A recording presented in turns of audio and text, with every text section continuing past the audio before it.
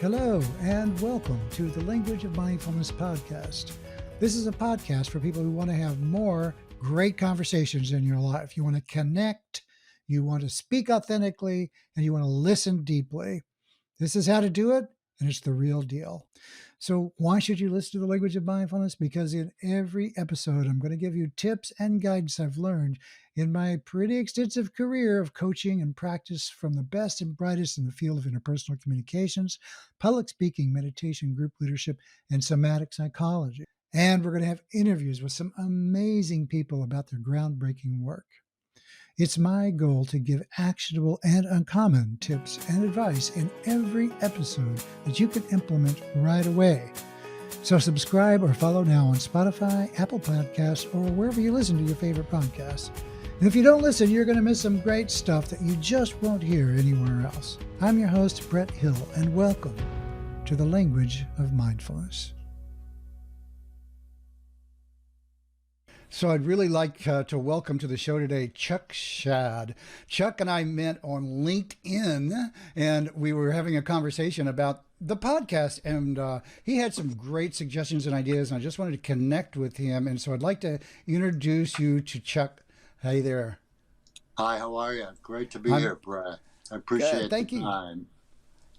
Thanks. Yeah, appreciate having you on. You know, you were just you kind of jumped right in and said, "Sure, I'll talk to you." And tell people what it is you're doing these days.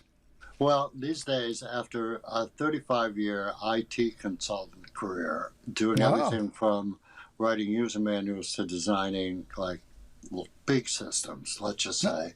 Wow. I got out of that system and for various reasons, and then for the last probably 6-7 years, I've been teaching people about meditation. We can call it mindfulness if you want. But teaching people about mindfulness, whether it's in a group kind of corporate setting or if it's a smaller concern. And then I also do a lot of one-on-one coaching with people. And just recently I became affiliated with Mindful, the people that do the magazine, and I am working with them as a meditation coach, dealing with a lot of corporate accounts. Nice. So I've been around, I deal with small and big and everything in between. Great. So how did you get involved with? How did you get from IT to mindfulness? Well, I had a series of you'd have to call them personal crises, and when I got done with that, I was still like saying, well, wait a minute. Okay, I'm done with that, but I'm still not really right. And I had learned how to meditate back in the late 70s when my wife and I, recently married, moved to Los Angeles, and we had this job. I don't know, we were writing and editing defense documents in the Reagan years. I'm dating myself. Star Wars?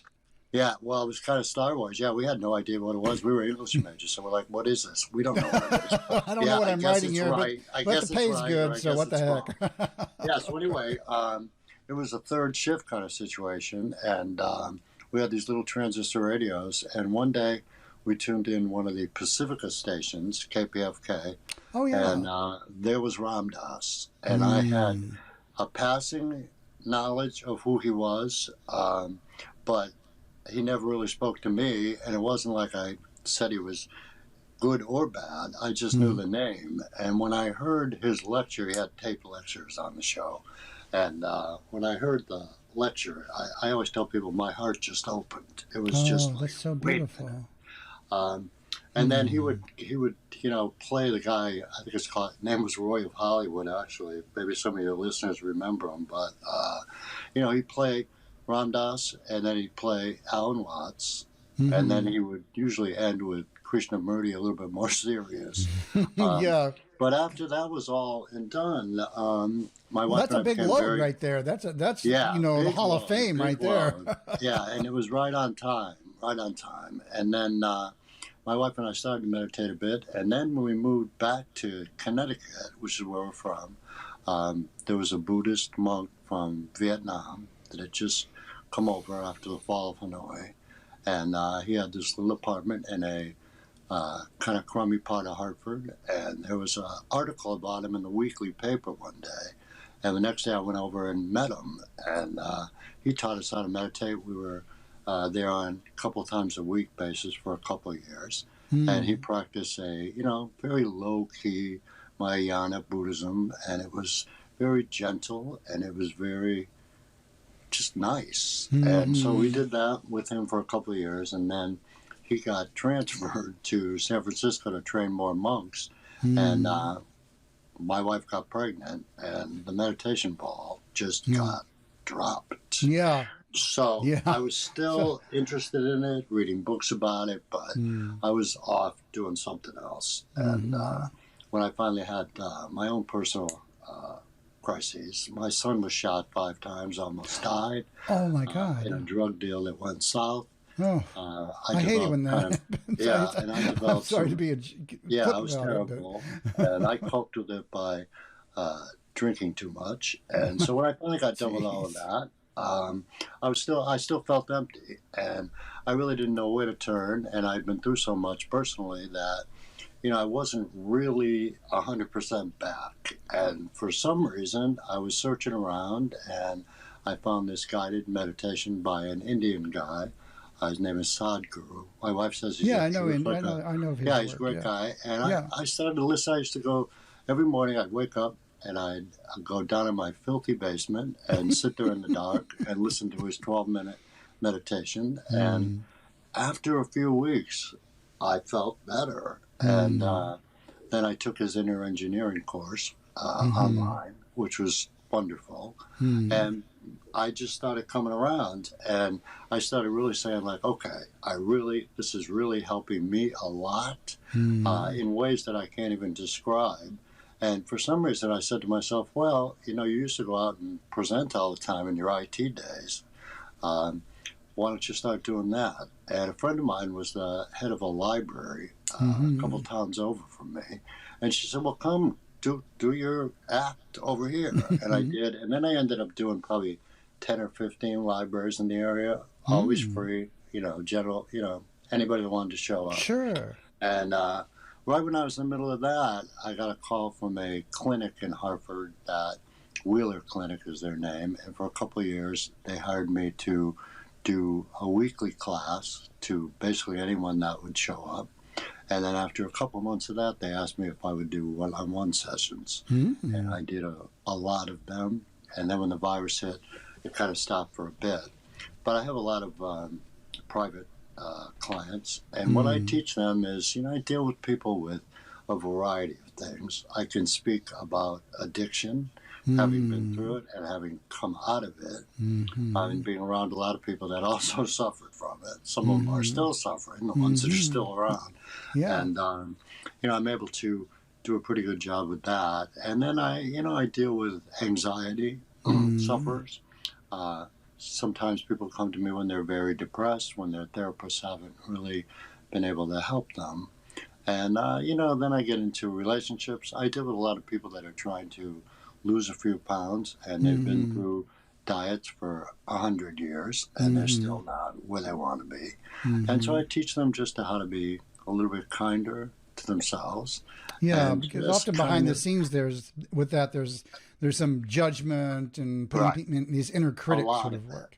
Yeah, the mindfulness teacher's best friend is a habit, right? It's all the things that people come to me for are behaviors or habits that they think they can't get past, whether it's gaining a few pounds, having a few too many cigarettes, having a few too many drinks on the weekend, smacking your kids around too much, yelling at people, all that stuff. I'm able to just say, okay, let's come back here and let's use our breath to kind of focus on what's inside us and not fall for all of the labels and the judgments that immediately present in our heads. And I show them that, these things are just the mind's way of kind of coping with things. And, when the mind is left on its own, it kind of can go into autopilot.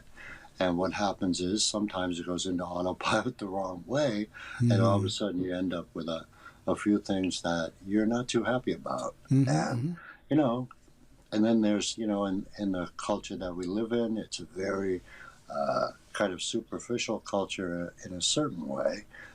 People are so obsessed with the way that they look, or what they do for a living, or where they live, or all that kind of stuff. And, you know, I brought up my two sons in the American suburbs, so I know kind of the way, you know, people get through their lives, and how sometimes, you know, 2 and 2 doesn't equal 4 at the end of the day, and they, you know, develop whatever it is, whether it's a kind of compulsion up here of thinking about the same thing too much, and then maybe doing something after you do that, that you wake up the next day and you're like, come on, man. So meditation is just, as you know, Brad, meditation is a great balance of just using what you have inside you to kind of help you with some of the problematic things. So that's really kind of what I do. Okay. Well, that's a hell of a story. And it's like, whoa. Yeah, there's a lot going on. Yeah. No, it's great. I love it. I love people with rich histories. Well, I always tell people, you know, if meditation worked for me, there's no reason why it won't work for you. I am living proof. Well, first of all, I'm proof this works. Right. You know, so the fact that I'm living is proof. That's right. That's it. I get it. So I'm wondering, okay, so you're helping people who come to you with these habits, and somebody's coming to you going, you know, I'm doing these things that are not so great, and I'm really down on myself about it. And you're saying, oh, well, what you need to do is to go inside and look at yourself more. I mean, but when you do that, isn't that kind of like you said, kind of like looking at the dirty basement and going, well, it depends on which pair of glasses you have to look. See, included in meditation, as you know, Brad, included in meditation is the concept of not judging. And so we think of ourselves, okay, well, you don't want me to judge the other people. Well, really, the important thing is not to be too judgmental about yourself. Well, aren't these behaviors sort of objectively, like, not good, though? I mean, couldn't you say... Now, that's an interesting word you just used. I always say that meditation gives you a bit of objectivity about yourself. Because you're able to develop that pause, and that really, I'm big on the witness concept of being able to watch what's happening in your head. When I studied to be a hypnotherapist, actually, I studied with a guy in Seattle. And I would come out there where you are. And he said, listen, he said, you know, and he was teaching hypnotherapy, but he had a meditation background. And he said, listen, he said, if you can look at those thoughts and those feelings that accompany the thoughts that are going on in your head, just as if it was a movie playing in a nice movie theater in the dark, and you were by yourself in the middle of like Friday afternoon with nothing to do. You just landed in the movie theater by yourself watching the movie. That's the idea. Now people will say, well, wait a minute. If I'm just watching my actions and my thoughts and everything as a movie, it's going to go out of control. But as I always tell them, it's out of control now, which is why we're talking, right? Which is why we're talking. So I always say that instead of having 100% subjective experience with all of the repetition and the unconscious behaviors that are up there in your head, why not take a step back? And taking that step back, any scientist will tell you that taking that step back and be a little bit more objective about something will get you maybe closer to what's really happening. So that's, you know, that's the idea that I use. So, but how does that get you to, how does that help people get to, I'm okay, so you're not saying to people what you're doing is okay. Right. You're saying don't. I would say what you're doing is what you're doing. I'm not saying it's good or bad. What you're doing is what you're doing. So just accept the truth of that. Accept what's happening so that you can change it. And don't get into a battle with yourself about whatever it is, whatever problem you have up here. Most people cannot get past that issue, whether it's addiction, it's overeating, it's whatever it is, worrying, being depressed. Most people cannot get past that because they think that that is them. Like to use computer terms, they think that's hardwired. Like in my entire life, I would consider myself a anxiety person, very anxious. Anything that happened, I'd be nervous, which is kind of why I drank. But everything just made me nervous. I always tell people if there was beer in kindergarten, I would have been there because I was a nervous wreck, probably, right? And so I thought that was me. And when I started to develop meditation in the last few years, I saw that that's a version of me, but it ain't me. And so now I always tell my clients that, I meditate first thing in the morning every day. And sometimes I'm sitting on this chair meditating and I'll start feeling that anxiety. But now I'm able to just say, there's that clown up there again. There's that anxious stuff. Not interested, and I move on to something else. Now, if someone had told me 10 years ago, 20 years ago, 30 years ago that I could do that, I would tell them they were lying. But I've experienced it. I experience it every day. My life has completely changed with this. So when did you first get the aha that this was really going to make a difference? It was listening to that guided Sadhguru tape. Yeah, so it all happened like in a moment. Then. Yep. Yeah, well, not in a moment. It's a very, as he would tell you, it's a very incremental thing. It's not something for most of us that just goes, the light comes on. That didn't happen to me. The light kind of started showing up a little bit more. It was on a dimmer switch, right? It kind of like. That's right. That's a better one. Just kind of slow and slowly now. You just got to be careful. That's why they always say, just trust the process. Yeah. Right? Yeah. If you trust the process and you keep doing it, like I always tell people, when I was growing up, throwing the ball around outside in the street with my friends, there was always somebody at like 3 o'clock in the afternoon to be playing the piano upstairs. And we all be saying like, oh my God, can he come out here and just play with us? What's that clown doing up there? But the thing is, 9 out of 10 of us that were in the street throwing the ball around walked into a room when we were 30 with a piano and said, boy, wouldn't it have been nice to be able to play that? Right. But we sat down at the piano and we couldn't play it. This kid knows how to play the piano because the habit, he just kept doing it. There were probably Tuesdays and Wednesdays where he said to himself, I don't want to do this anymore. Or maybe his mother had a gun to his head. I don't know. But the bottom line is he put enough time into it. He didn't give up. And now he knows how to play the piano. Same thing with this. Rome wasn't built in a day. Yeah, so what do you do to get you through? It's not bright enough to illuminate the room, but you can tell there's some current going, and you still have all this anxiety. So how do you keep the momentum going through that phase where you haven't really kind of gotten to a place where it's like learning to ride a bike, right? Except that it takes a little longer because you can. It takes longer, but that's why you have to have patience. I always tell people, just have some patience. And I always tell them, in every session that I do with people, there's a guided part of it. And I always tell people at the end of that the way you feel right now, you can feel like that anytime. This isn't something that you have to come here for. This is something that you can certainly do on your own. And it's something that the more you do it, the more it starts to manifest itself in your everyday life. Like with me, I was always the kind of guy who, I was one of those liberal arts kind of guys that not good with my hands. And so when something broke in my house, I picked up the phone and called somebody to fix it. And then I went through periods of my life where I didn't have as much money as I did. And after I started meditating, I was able to fix things myself. My wife would look at me and say, really? You know how to do that? And the only thing was, I was being patient, taking one thing at a time, and meditation taught me to be able to look a bit objectively about the task at hand. And so that's the power of it. And the only thing you have to do is do it and be patient with yourself, because it's going to take a little longer. Like I have people that show up saying, I just want this to work in 15 minutes. And I look at them and I say, I'm not a pharmacist. You can go down the street and go to the pharmacist, and he'll give you something that will work in 10 minutes. That's not what this is. This is just a very natural uncovering of who you are before you started all these machinations.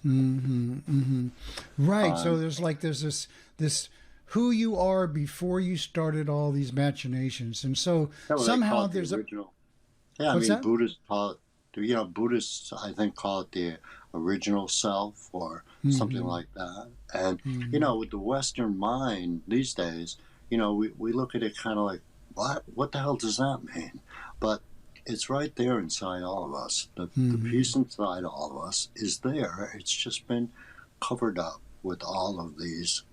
I mean, Sadhguru would say the goal of meditation is to give up everything you made up.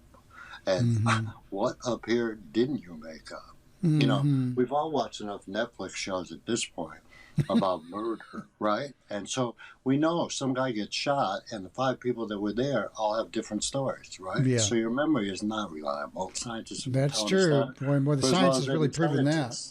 Right? So why trust this stuff up here? Why trust it?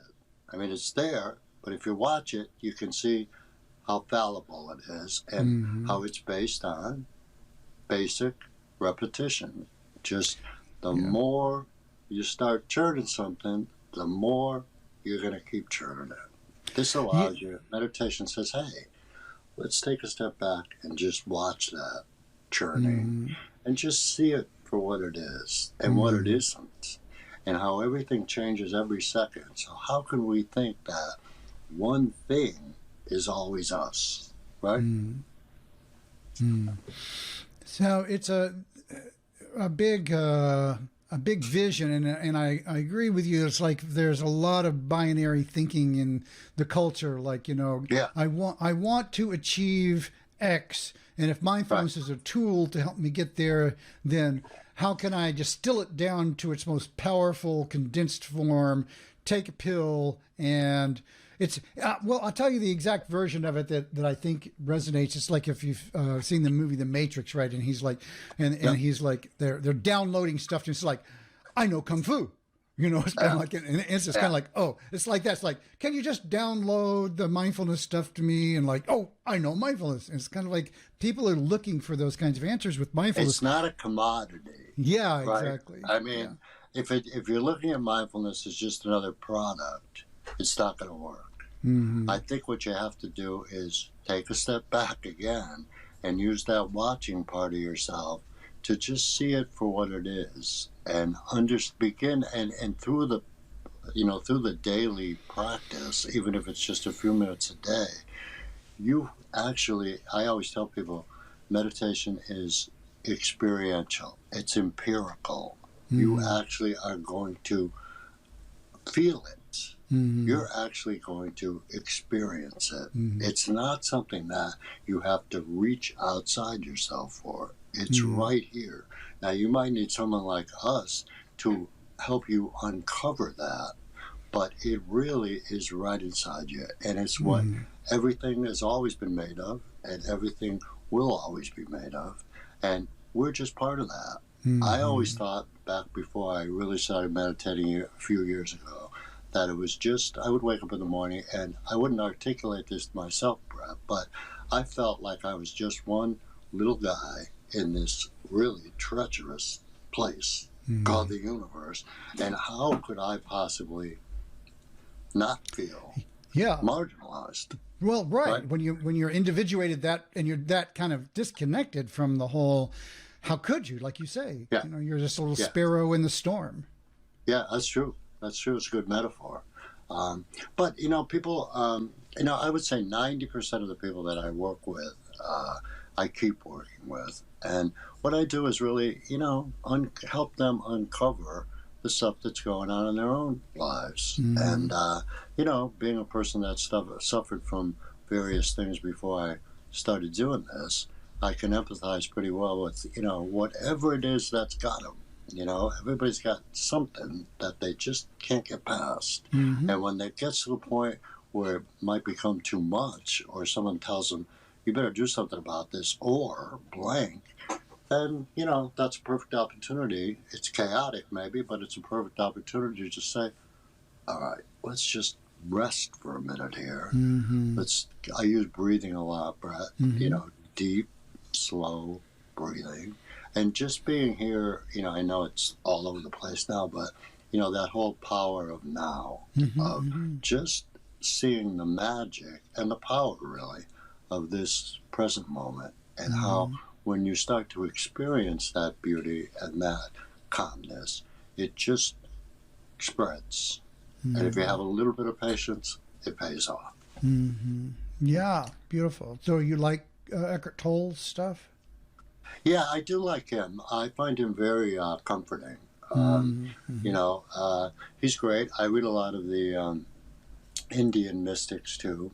Uh, Mm-hmm. I like Nisargadatta. I like Mm-hmm. he wrote that book, I Am That, and he's all about the, awareness is really all we have. Everything else is just kind of a fabrication of that. Mm-hmm. And I like that idea, but also in my business, I have to be careful not to get too spiritual Right. because, Heaven people come.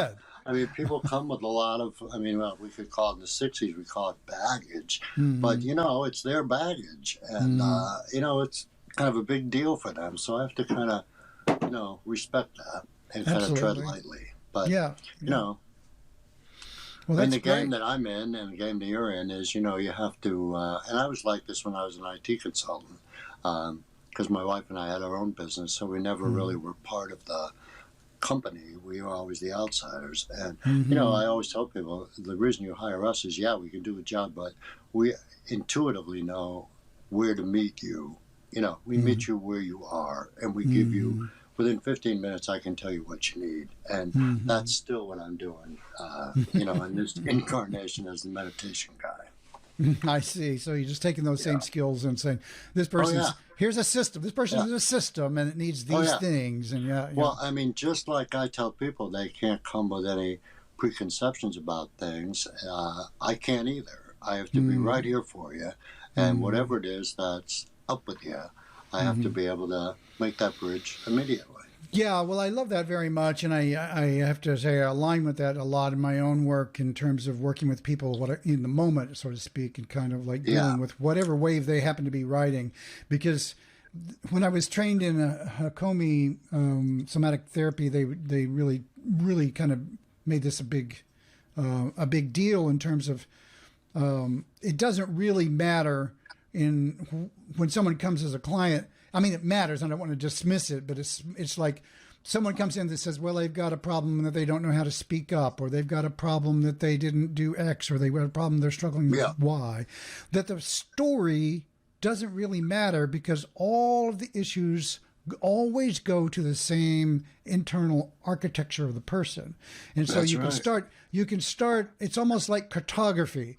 It doesn't Right. matter if you start filling in the blanks of a blank page of a map on the lower Yeah, left or the upper right, yeah. the map is the same when you're done. So it Well, doesn't really that's why matter a where you good, start. a good therapist will tell you that it's never about the content. It's about the Mm, way the person presents the content. And exactly it took that. me a long time to realize that, Brett. I knew it was right, but I didn't know why it was right. And after Mm, doing this for as long as I've been doing it now, I do see that. So yeah. within, yeah, within like 30 seconds, the way you present what's going on and what your issue is tells me a lot more about you than just the issue. Yeah, it's amazing if you. Yeah. And one of the profound skills or profound benefits, I think, of practicing mindfulness, and particularly in a relational context, is the way that a person can feel connected to people that you don't know very well Yeah. really quickly because you're That's seeing true. sort of deep into the Well, you're persona of tapping the into what human. well, you're tapping into what all of us are made of to begin with. So Yeah. it feels familiar, even though you might not consciously know that. Hmm. There's Hmm. some commonality there, and there's some deep connection that's always been there. Hello, Yeah. always been there, but we're Exactly. so caught up in doing what we're doing that we forget it. Yeah. Yeah. You And if know? you don't forget it, it changes the conversation. That's one of my standard lines. Right. Like when you talk to people, when you're connected to this thing, it changes the conversation, and it's a better conversation. Oh, it does. Yeah. It does. Beautiful. Yeah, I mean, you reckon out Ram Dass used to say, listen, you're not coming to my lectures for me to tell you anything new. What I'm doing is showing you what you have inside you that you forgot. Mm-hmm. That's all I'm doing. Yeah. And, he was right. He was right. Yeah, I remember I was listening to Alan Watts talk, and he was a lot of the same things, but a lot edgier about it. And he would say, so you're coming here and you think I'm going to tell you something that's going to help you. Well, what's up with that? Right. Well, I mean, he was great at that, right? I mean, he great at being a devil's advocate. And he was so quick and so knowledgeable. He knew what he was talking about, that he was able to just do that. And Ram Dass did that too, but he always had that kind of deep spiritual thing going on. Well, with Ram Dass, you feel like you said. I loved what you said because it just opened your heart. Oh, and so he is just so infused with this heartfulness. Oh, yeah. I mean, you couldn't help but catch it. I mean, if you're listening at all, if you have a resonant field in you that can resonate with that, that's a powerful one, right? Yeah, I remember right before my wife got pregnant with our first kid. We went to a weekend with Ram Dass up in the Berkshires. And it was, weekend retreat kind of thing. There's probably 100 people there, but it was, I would have to say, one of the big events of my life, because it was just, he was right there. And, it wasn't an act. I mean, it was just right there. Yeah, you can feel it. And he had, there's a guy who I like, Andrew Harvey. I don't know if you're familiar with his work. He's sort of a mystic. And he has a talk on the gifts of spirit, or the gifts of the divine. And I love that talk, because what he taught, one of the things he says is, humor, humility, graciousness. And so I think, and I personally don't know Ram Dass, and I never walked around with him. I wasn't part of his inner sanctum. But from the people the street lore is that he was a lot of those things, and so I look for that in people who are spiritual teachers as a way to affirm that they actually got it, and not. That's right. And they're they're not just funneling it through their personality. That's right. Ram Dass did he was always talking about how the idea, and I think they made a movie by that title after he died, Becoming Nobody. But he was always into, we are so caught up in our specialness and our uniqueness that we all need to go to Nobody Special training. And he'd be dealing with, the crowd he'd be talking to be overeducated, people, smart.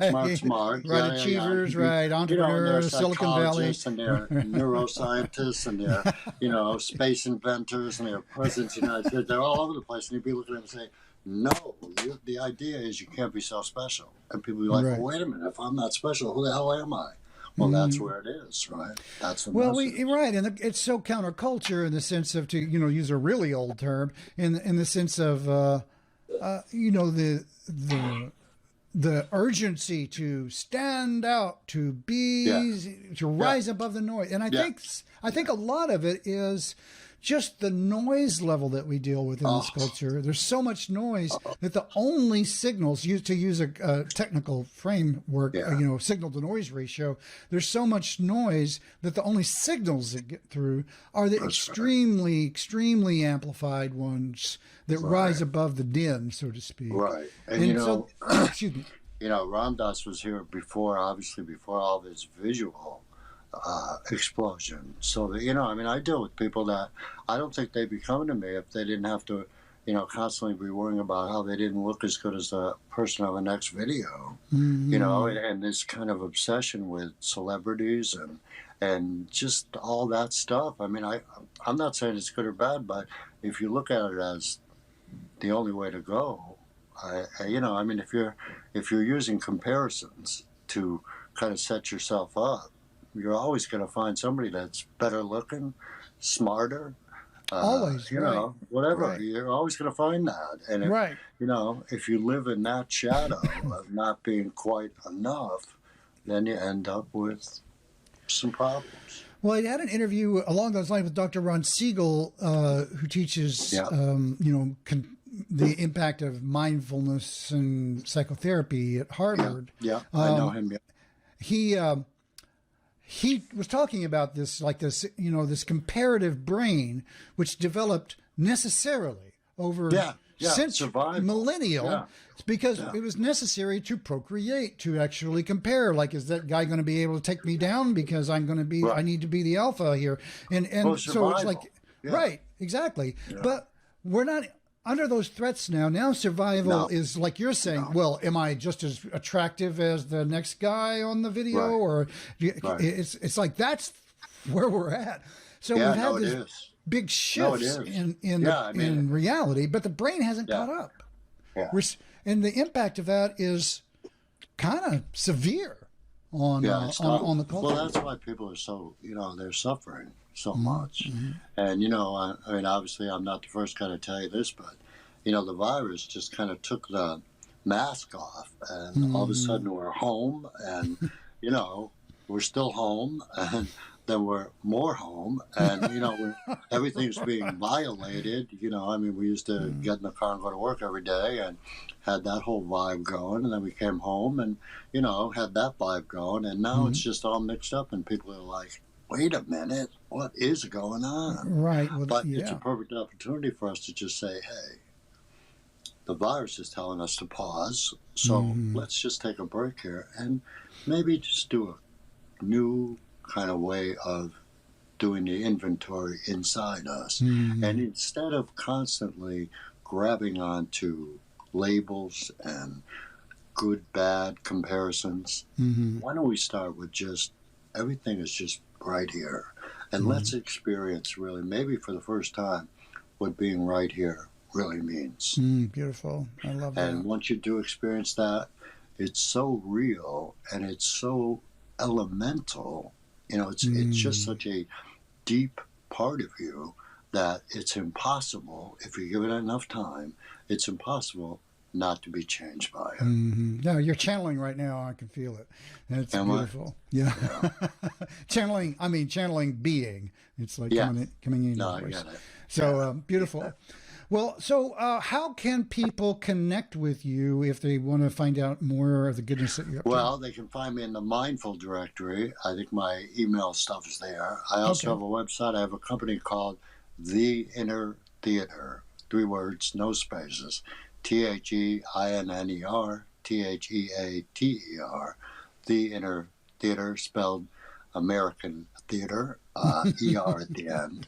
And you can find me on Facebook. I do a lot of group events. And actually, I've met a lot of my clients through Facebook. But the different social media, I'm around there. And so I'm kind of easy to find. Okay, well, good. I hope people do, because it's been a ton of fun talking to you. I hope they do, too, because I always like to meet new people. And, as I said earlier, a lot of the time, almost always, I can help you. Beautiful. Well, thank you. It's been great talking to you today. Hey, great talking to you, Brett. I appreciate the opportunity. Sure. So that's a wrap on today's edition of the Language of Mindfulness podcast. We hope you've enjoyed it. If so, please leave us a review on iTunes and follow along on whatever podcast platform you're listening on.